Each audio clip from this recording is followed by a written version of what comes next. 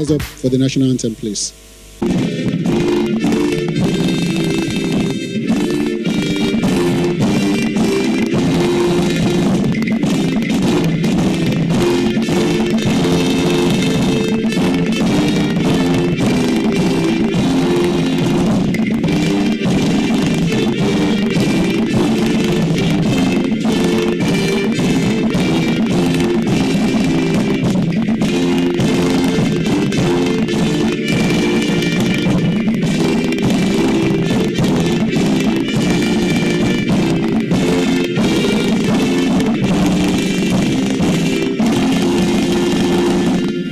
Thank you. You may wish to take your seat.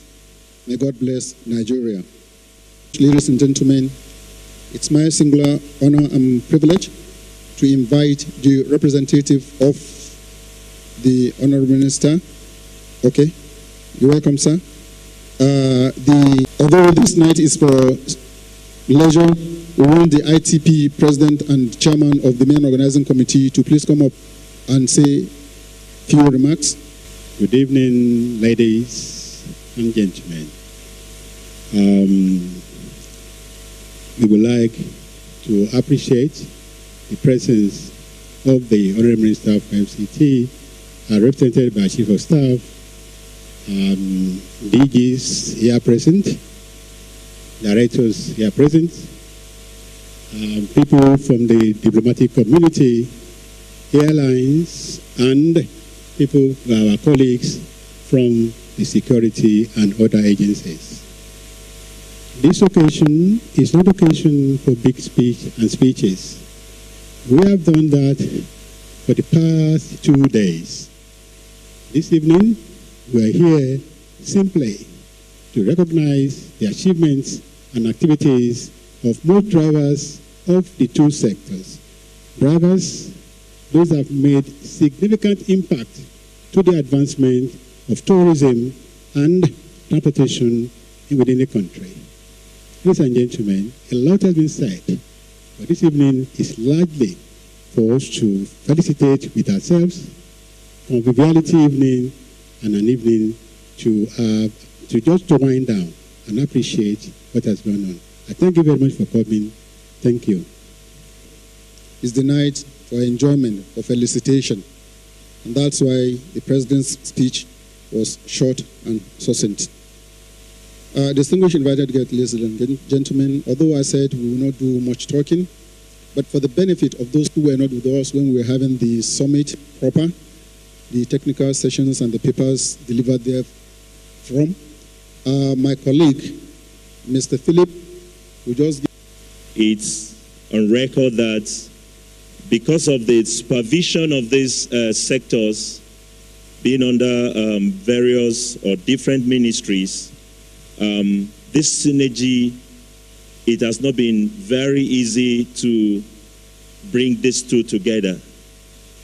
But I want to let us know that the Institute of Tourism Professionals had to break the jinx. It was in 2017, during the National Council on Transportation, that held its 15th meeting in faraway Sokoto State. The ITP did present a memo during that meeting, and that memo had a prayer. The memo prayed that council that it was best practice that tourism and transportation see themselves eye to eye, collaborate, synergize. They ought not to be on parallel paths. That memo was deliberated in the technical session of that meeting, and they saw the need to forward it to the council proper.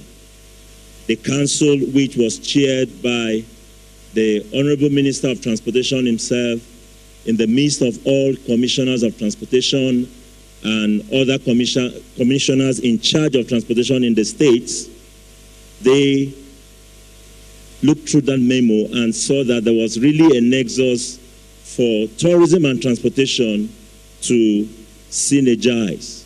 The council passed that memo during that meeting, thereafter presented it to the Federal Executive Council here in Abuja, and the FEC ratified that that was the right thing to do, especially in a time the government, current government, was looking at how to, diversify our economy out of oil and gas mono economy. And during that program, stakeholders attended. It was well attended.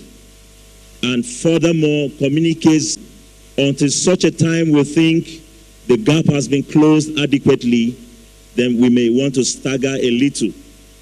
That is why a year after, we are all gathered here again to look at how the two sectors are doing.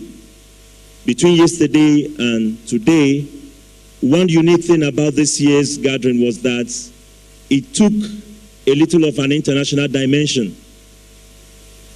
We have from the ECOWAS, Commission, we have a permanent representative also, grace the occasion. So it took international dimension, and the community, this synergy comes to reality between transportation and the tourism industry. Ladies and gentlemen, His Excellencies, we want to appreciate you for coming here tonight. Another way to continue this conversation is to appreciate people who are also doing great things in their little corners, in both sectors. That is where we will go to the awards. We want to raise the advocacy.